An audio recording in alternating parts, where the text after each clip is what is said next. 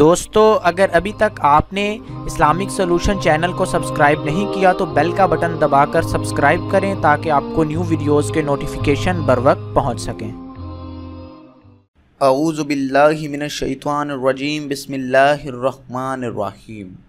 YouTube के Islamic solution channel के अंदर आपको खुशामदीद कहता हूँ। दोस्तों, इस चैनल के ज़रिए आपको तमाम तर सवालात के जवाबात और दुनिया में वक़ूअ पज़ीर होने वाले अजीब व गरीब वाक़यात का जवाब कुरान व हदीस और सुन्नत और साइंस की रोशनी से दिया जाता है। आज की वीडियो का टॉपिक इंतहाई दिलचस्प है।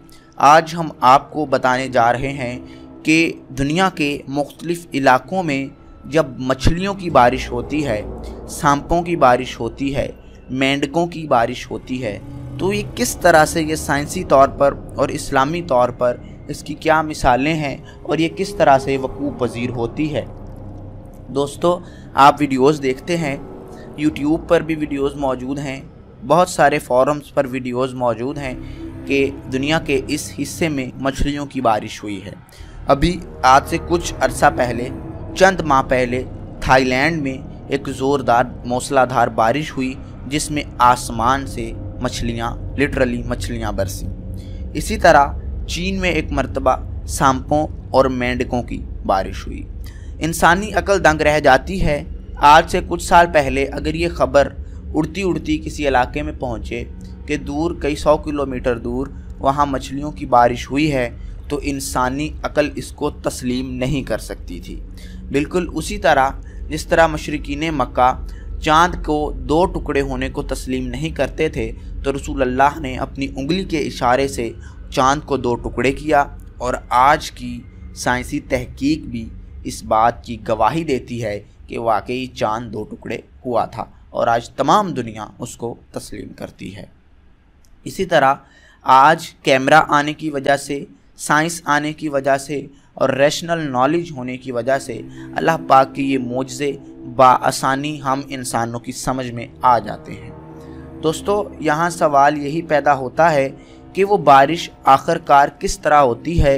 वो मछलियाँ जो कि दरियाओं में से जाल लगा लगा कर पकड़नी पड़ती हैं, फिर भी वो पकड़ी नहीं जाती, वो आसमान पर कैसे पहुँच जाती हैं और फिर बारिश बनकर कैसे बरसती हैं। तो दोस्तों, इसका एक आसान सा जवाब साइंसी तौर पर वो है टॉर्नेडो। समुंदर के अंदर जब भी कोई तूफ़ान आता है या कोई भी घूम चक्कर आता है, जिसको हम उर्दू और हिंदी में जिस तूफ़ान को घूम चक्कर कहते हैं, वो मिट्टी का तूफ़ान भी हो सकता है, वो रेत का तूफ़ान भी हो सकता है। लेकिन जब वही तूफ़ान समंदर के अंदर आता है तो वो घूमता घूमता समंदर के पानी और उसकी मखलूक़ात को ऊपर बादलों की तरफ धकेल देता है। वो एक व्हील बनता है जो समंदर से हर चीज़ को उठाता है और आसमान पर ले जाता है और वो चीज़ बादलों का हिस्सा बन जाती है। अभी वहाँ वाटर और एयर प्रेशर की वजह से वो चीज़ बादलों ही में टिकी रहती है और बादलों के साथ साथ हरकत करने लगती है। वो बादल उस जगह से हरकत करते हैं और हरकत करते करते किसी और जगह पहुँच जाते हैं, वो किसी ज़मीन के टुकड़े पर आ जाते हैं और वहाँ हवा का प्रेशर कम होता है और वो उन बादलों का वज़न नहीं उठा पाती। यही अमल है जिसके ज़रिए से फिर बारिश बरसती है।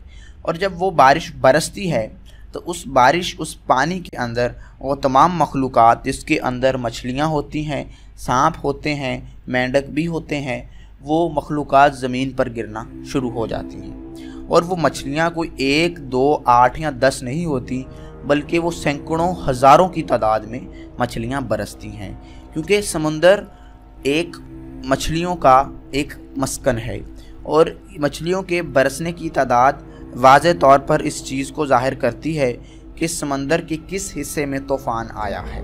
अगर तो वो तूफ़ान समंदर के उस हिस्से से गुज़र के आया होता है जहाँ मछलियों की कसीर तादाद मौजूद होती है, तो ज़्यादा मछलियाँ बारिश के ज़रिए बरसती हैं।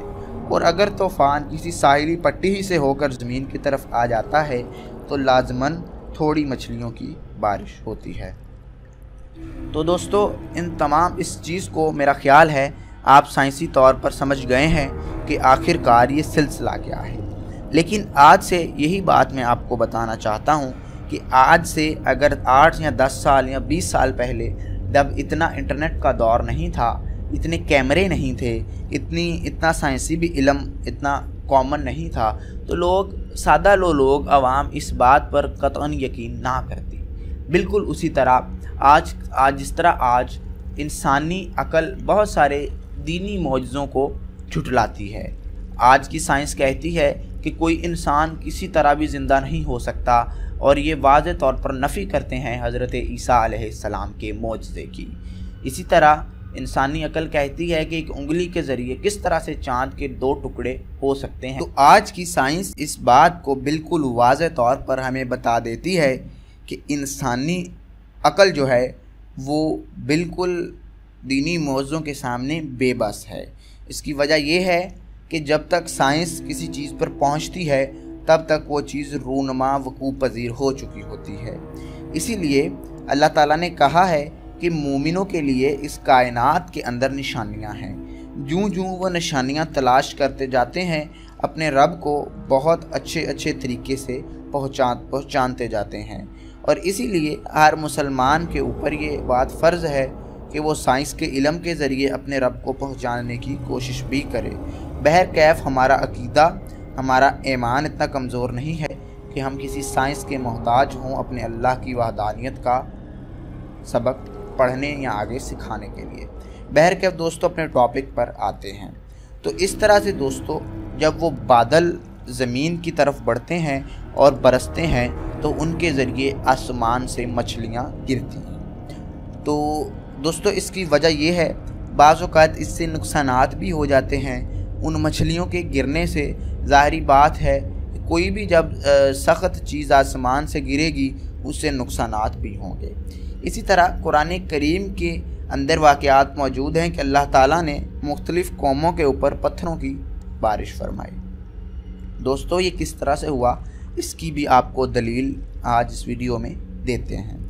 दोस्तों, जब भी यही टॉर्नेडो किसी ऐसे पहाड़ी इलाके में आता है जो कि ढीले पत्थरों और मिट्टी से मिलकर कुछ पहाड़ी सिलसिले बनते हैं, पाकिस्तान के शुमाल के अंदर भी इस तरह के पहाड़ी सिलसिले मौजूद हैं।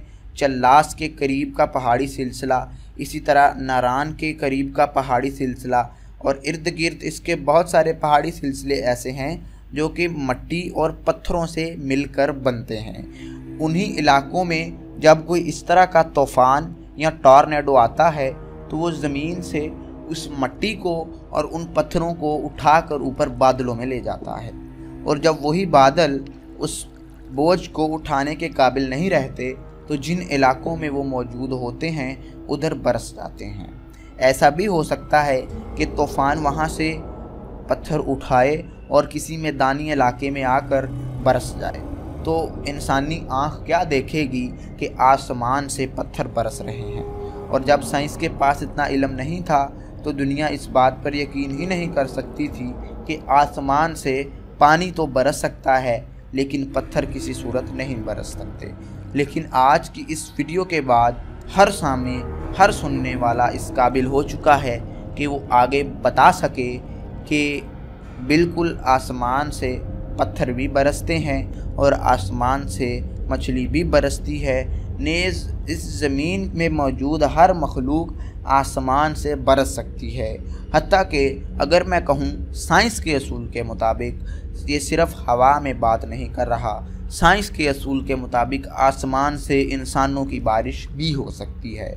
अगर वो तूफ़ान इंसानों के किसी ऐसे हजूम को घेर ले और उस हजूम को उस तूफ़ान की शिद्दत इतनी हो कि उठा कर बादलों में ले जाए और फिर किसी ऐसी जगह पर जहाँ एयर प्रेशर कम हो जाए वहाँ वो इंसानों को ज़मीन पर दोबारा दे पटकेगा, तो इसको देखने वाली आँख देखेगी कि आसमान से इंसान बरस रहे हैं। तो ये दोस्तों बुनियादी फ़लसफ़ा है, इसके पीछे साइंस का बुनियादी लॉ है और ये तूफ़ान उसकी वजह है, और एयर प्रेशर का जो लॉ है वो इस चीज़ के ऊपर एप्लीकेबल होता है।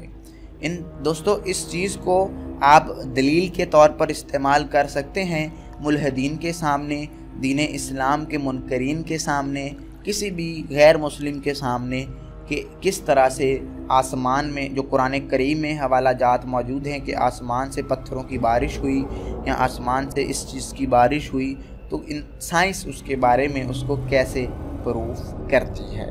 دوستو، جب قرآن اس چیز کی گواہی دیتا تھا کہ آسمان سے پتھر برستے ہیں، تب پوری دنیا کے ادیان، پوری دنیا کے دین، پوری دنیا کے مذہب اور پوری دنیا کے سو کارڈ دانشور ایک طرف ہوتے تھے کہ ایسا نہیں ہو سکتا تھا، اور اللہ کا نبی ایک سائیڈ پہ ہوتا تھا کہ اللہ نے یہ بات کی ہے تو وہ ہو سکتی ہے۔